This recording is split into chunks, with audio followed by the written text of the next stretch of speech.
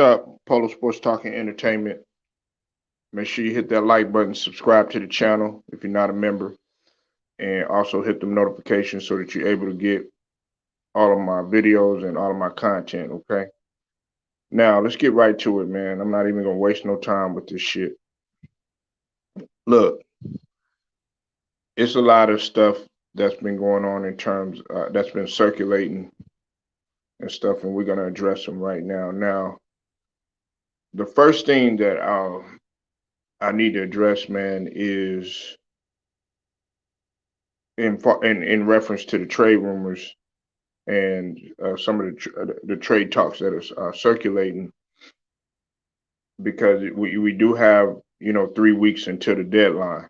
Okay, uh, I feel that the most important one. This is just my opinion. Is what Sabonis is what they're going to do with Sabonis. Now, he sprained his ankle against the Lakers. And he's out or whatever. But I don't think I don't think that's gonna mess with his value. Now, Shams Charania reported that the Pacers have placed an extremely high value on Sabonis, and it's making rival execs believe that the Sabonis trade might be highly unlikely. Uh, Now, remember, I was talking to y'all about, the Kings. Everybody wants to know about, De'Aaron Fox and the Kings and stuff. That remains to be seen because, they are sending smoke screens. I got to give a shout out to Ticket because he reported yesterday that there is a possible trade that might go down between De'Aaron Fox and Ben Simmons, but that remains to be seen because, like I said, they're sending smoke screens. That's what the NBA has been known to do. They'll send smoke screens, just like the whole situation with Frank Vogel. But I'm not gonna get off topic. Now, this is what it comes with in terms of Sabonis, okay, and De'Aaron Fox and the Kings. It says that, quote, and this is according to the Sacramento Bee. It says, quote, the Kings were not willing to entertain the thought of trading De'Aaron Fox last summer when they started surveying the market for a transformational move to alter the course of the franchise. But the situation in Sacramento has changed. A league source told the Sacramento Bee that the Kings have stepped up their pursuit of Indiana Pacers big man Domantas Sabonis, and they are including Fox in those discussions. So it's kind of back and forth or whatever. Me myself personally, let me talk about that, and then I'll move on to the next guy that needs to be addressed because I really don't want to talk about this guy, but it has to be addressed. I think Sabonis he deserves to be in a winning situation. Okay, that's just my personal opinion. Him going to somewhere like the Kings is not going to be any different from him being in a place like Indiana. Him going to Indiana, him going to a place like Sacramento, he's going to be wasting his solid years there. Sabonis can hoop. I don't think people realize that. You're talking about a guy that can stretch the floor. You're talking about a guy that can play on the inside. He's fundamentally sound, and more importantly, he's a team player, and he's not afraid of the moment neither. And he's aggressive. He's a big that you really want. Everybody talks about all these other bigs. He can play. The power forward. He can play the center. He can handle the rock. He could do a multitude of things. But you putting him, in an environment that's even worse. You know what I'm saying? Or probably around the same when you talk about the Kings. That's not fair to him. Get him in a winning situation. Get him in a winning situation. That's what the Indiana Pacers should be trying to do. And I know they got connects over there. When you talk about a guy like Rick Carlisle, I would even put him, like in a situation with Boston. Now, look, I know that Boston is not, they're not doing that good, but it would be more hope in Boston than it would in a place like Sacramento. Okay, but that's just my opinion on it. The next one is Matisse Thybulle. Okay, now I don't want this guy to go. I don't want this guy to go. All right, but there's been rumors circulating around Ben Simmons, and it featured Thibault. Now, this is what this is what this is what Keith Pompey had to say, and this was in record. Now I want to let y'all know. Initially, this was what was supposed to be on the table. Okay, it was supposed to be Buddy Hield, Halliburton, and Barnes. Those are the ones, and two first rounders for Simmons. Um, and then of course Tobias Harris and Thibault. This was according to Keith Pompey. That was originally supposed to be a part of the game plan, but this was coming from Pompey. He said, "quote." This is according to Keith Pompey. He said another source said that the Sixers haven't received a formal trade offer at this time. The source added that none of those talks have involved Thibault or any of the Sixers' other young players. Speaking of Thibault specifically, the source added the second team all defensive selection is close to being untouchable. Now, look, I've already told you that our squad is looking to get young and they're looking to get athletic. So, us getting Halliburton or, you know, Buddy Hield to a certain extent would be great, or even De'Aaron Fox. But uh, a guy like Harrison Barnes, uh, or even a Marvin Bagley the third, they don't want that. I want my Marvin Bagley the third. I think Marvin Bagley the third has a lot to offer. His upside. I think he's unhappy in Sacramento. That's who should be on the table. That's just my personal opinion. Right now, we've already discussed Thibault. Now we got to go to Harrison Barnes. Harrison Barnes has been circulating. Shout out to Ticket once again, or Pro Basketball Updates. He's already talked about Harrison Barnes on this. Now, Mark Stein reported that the belief around the NBA is that Barnes and Hield will be traded by the deadline. That's most likely going to come. That's most likely going to come. Now, Barnes having interest around the league is it seems probable. Uh, like I said, he's not a spring chicken, but what they're keeping an eye on, and what's most important to look at is that Harrison Barnes is shooting 39.4% from three-pointer. He's shooting 39% from three-pointers. So teams are looking at that. And Harrison Barnes could always shoot. They criticized him when he was in Golden State. They'd be like, what was he doing and stuff like that.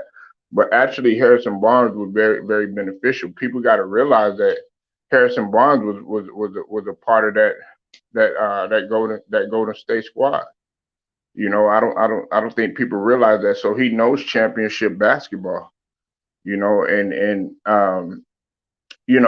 while he's still trying to find his his mark and everything. He went to Dallas or whatever. It's like people have forgot about him, but he's still beneficial to a team. Would I like to have him in Philly? I mean, from a perspective of being able to use him on the outside as a big, because I like Drummond and everything, but having a guy equivalent to a guy like Embiid that's even more agile and stuff. Like I said, he ain't no spring chicken, but Harrison Barnes can move. a little better out on the perimeter too. And see, y'all always probably talk about, oh well, why are you always talking about, bigs moving out on the perimeter? Well, listen, you got to think about it. You're playing against a Jokic, who's a big man that's going to try to bring you out on the perimeter. You're playing against a guy like DeAndre Ayton, who's going to try to bring you out on the perimeter to a certain extent. You're playing against Joel Embiid, who likes to get out there and shoot. He can mix it up and everything, even though he's not that fast. Giannis, when he plays the big and everything. So, and I just mentioned Sabonis when he plays the big or whatever. So, and especially when they put in a small ball lineup. So Harrison Barnes would be beneficial. Even like a lot of people don't look at a guy like this, like Miles Turner. For his size, he can move. Now I'm not saying he's like DeAndre Ayton or anything like that, but he could still move. And I dropped the link if anybody wants to come in. I've already talked about Halliburton. I like Halliburton's game. You don't really pay attention to none of these guys because the Kings, they don't, the NBA doesn't really pour their marketing dollars into a franchise like the Kings in order for them to be seen and marketed and everything. So you'll really never see the good things about them. I know Young, shout out to Sterling Young. He's talked about Tyrese Halliburton a lot, and he brought him up. Now, this is coming from Chris Haynes, and this he said this earlier the week in the week. He said the Kings have received an abundance of interest in Fox and second-year guard Tyrese Halliburton, but the internal plan is to build around those cornerstones in the backcourt rather than slipping them out. That's why I was telling you that, they sent that smoke screen. I believe that in my heart of hearts, the Kings truly do they want to keep, I would say they would want to keep more so De'Aaron Fox than Tyrese Halliburton or whatever, but they're like, if they're not getting what they want in return, because I believe that they want to get on the up and up, then they're just going to stick with what they got. They're going to stick with their guns. Halliburton is averaging 13.7 points and 7.1 assists. And he's shooting. This is another thing. They have shooters on their squad. I told you about Harrison Barnes, who shoots 39%. Well, guess what? Halliburton is shooting 42% from three-point. Right? Now, another one that everybody is really trying to get their hands on, this, besides Sabonis, Jeremy Grant. Everybody trying to get their hands on Jeremy Grant. And this is coming from Sham Sharina. They said several playoff teams are, and not just not just mediocre teams, several playoff contending teams are trying to get their hands on Jeremy Grant. Okay. And it says several playoff teams are pursuing Pistons star forward Jeremy Grant, the Wizards, Knicks, Blazers, and Lakers. Now, when I said playoff team, of course, in this instance, some people don't believe, like my guy LA Sports Live, he don't believe that the Lakers are gonna make the playoffs. I don't think Too Raw got faith in them. A couple of other people don't have faith in the Lakers. LA, matter of fact, he said the play-in, even pushing for the play-in, but we'll see what happens, and it remains to be seen. And of course, the Blazers aren't a playoff contending team, but in the fight, or in the hunt at least, is the Knicks and the Wizards. Grant is sidelined with a UCL injury in his right thumb, but Detroit will have a vast group of suitors for the 27-year-old. Grant is eligible for a 4-year extension up to $112 million this offseason, and is one of the most sought-after players this trade season. So it ain't no joke. They trying to get his hands on him. Also, what's really key, I mentioned Washington. Listen, Wes Unseld Jr., you got to realize he coached Grant as an assistant with the Nuggets. So that's a key thing. That relationship is already there. He already knows him from a personnel standpoint. So that's something to look at too as well. Now, John Collins, okay? John Collins. We got to talk about John Collins in ATL. I didn't think that they were going to be interested in John Collins, because, he had already made his mark in Atlanta, and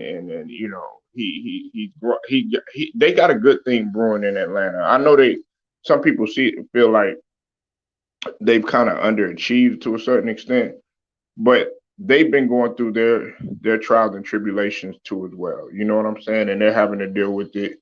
But John Collins would be a good fit for every team. I know some people don't believe in John Collins. I like John Collins. I like John Collins. The 76ers have a deal on the table. This is coming according to Keith Pompey. And, Mark Berman had reported that the Hawks could make Collins available if the Hawks season doesn't turn around. So we got to pay attention to that. Now, we all know about De'Aaron Fox, but,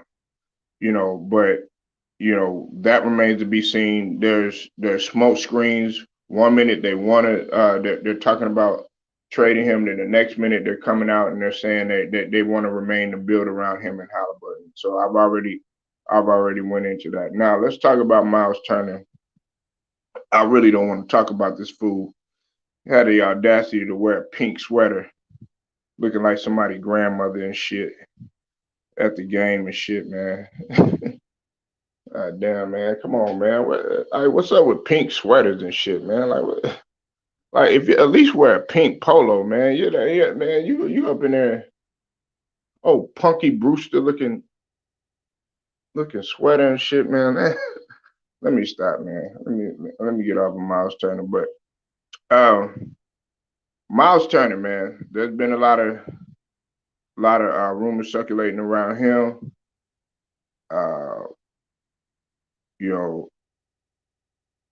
But the teams are looking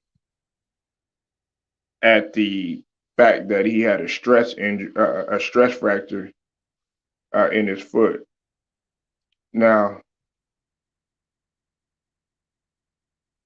that impacted the market right now. Hold on 1 second, y'all.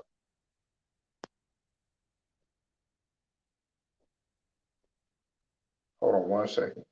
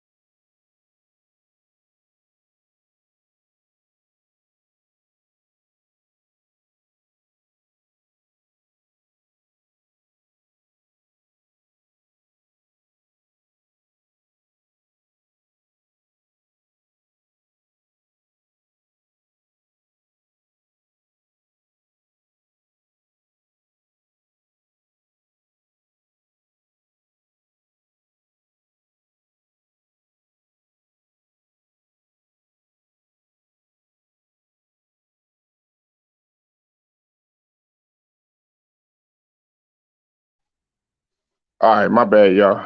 I had to do something real quick. Now, Miles Turner, his value is not going to be high because of the injuries It says this is coming from Michael Scotto. According to him, he said Miles Turner stress reaction injury to his foot could have a pretty sizable impact on the trade market right now. In talking with the executive, there are two different feelings. The team is either going to try and buy a little lower on Turner than Indiana's original asking price, which I recently reported as two first round picks and one first round pick and a promising young player, or teams are going to back off now that were in the mix previously to his due to his injury.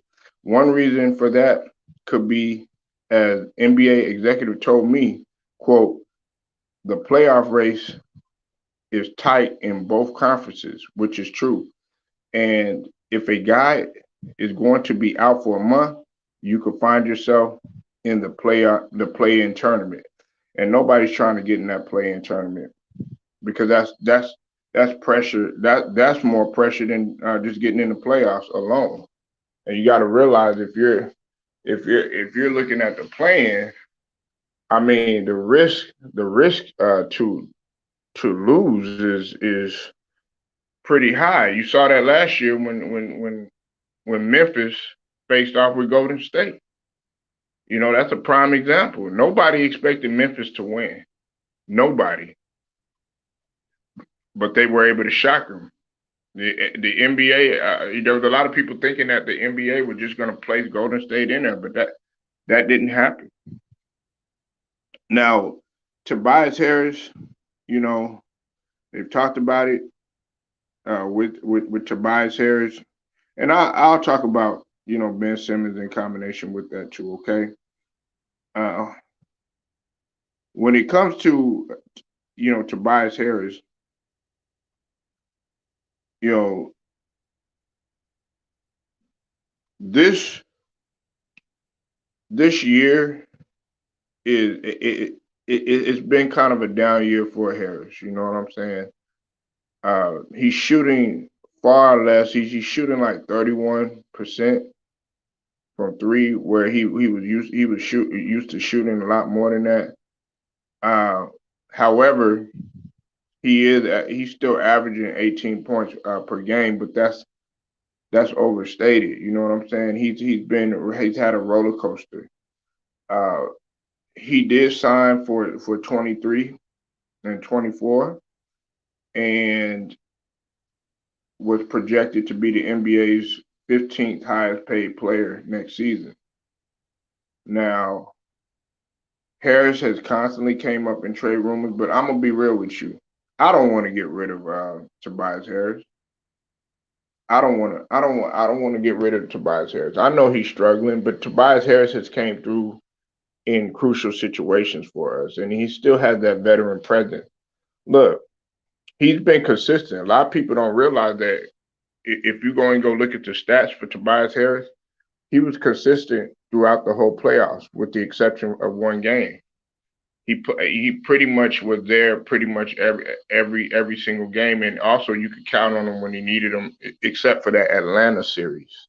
That's when he really struggled. But for the most part, he's done his thing. But he has had, some injuries. The guy that you really need to be looking at is a guy like Danny Green. That's the guy that you really need to be focusing your attention on. And I like Milton too, but those guys, we got to move on from those guys. You could get two younger athletic guys, but don't get rid of Thibault. That'd be stupid of you to go. But I'm not talking Sixers yet. I'll get on that a little bit later. Now, we all know, Ben Simmons has been the talk of everything. Everybody wants to know about Ben Simmons. Well, the homie Ticket had reported yesterday that there's a big possibility that a trade might go down with De'Aaron Fox and with Ben Simmons. That remains to be seen. But this is according to The Athletic, and they reported this. They said, make no mistake, sources close to Simmons continued to insist that he'll sit out the entire season if a deal isn't done by the deadline. To DA's point, that means the postseason would be unnecessarily brutal on Embiid, which I disagree. When it comes to the load he's asked to carry, disagree with that too. There is, not surprisingly, serious skepticism. Skepticism. Sorry, I can't even talk. From Simmons' side, as the authentic of Embiid's messaging, and he said Joel is Daryl, Daryl is Joel, as the sources had put it. Look, I disagree with that. They placed weapons around Joel Embiid, but when you're sitting there and you're hoisting up the ball and you're focusing on records and you're focusing on your numbers and stuff like that, I mean, okay, you carrying the load and stuff like that, you're doing that yourself. So when they say, okay, yeah, he's gonna have to carry a big load and stuff like that, dog, it's about working smarter and not working harder. You know what I'm saying? Look, I don't get me wrong, I like working hard and stuff like that, but I mean, why sit up there and not use your weapons that you have? You got Maxi, you have all these, you have Thibault, you even got Andre Drummond, you got uh Jane, you got, you know, all these guys that are surrounded, Curry. You got all these guys around you that can take the pressure off of you. Harris, when he's on, like we got to stop with the, oh well, he's got to carry the load and all this other stuff. That's because when you're a ball stopper like that, like he is, don't get me wrong, he's talented, but Joel Embiid is a ball stopper. He doesn't listen. He's not going to move the ball around like a Jokic. You know what I'm saying? He's gonna want to get his stats and stuff like that. It seems like that's all he cares about is buckets. So him, them saying, "Oh yeah, well he's gonna have to carry the load and all this other stuff," that makes absolutely no sense because you doing that for yourself. And see, the good thing about Ben Simmons that I did like, despite what some people may disagree with, is the fact that, okay, you want to know about Paul Millsap. Paul Millsap, they're trying to work out a deal right now. They had and salute to you, um, the shy. I haven't seen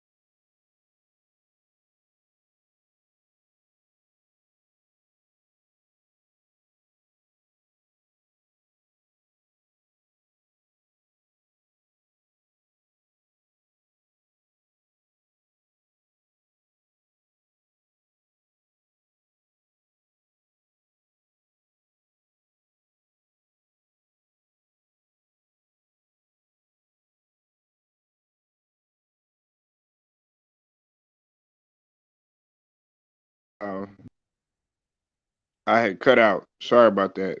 Now the shy. Hopefully, I don't know what you heard, but like I said, Paul Millsap. Um, like I said, the Warriors. Um, it was the Warriors, the Bulls. It was the Warriors, the Bulls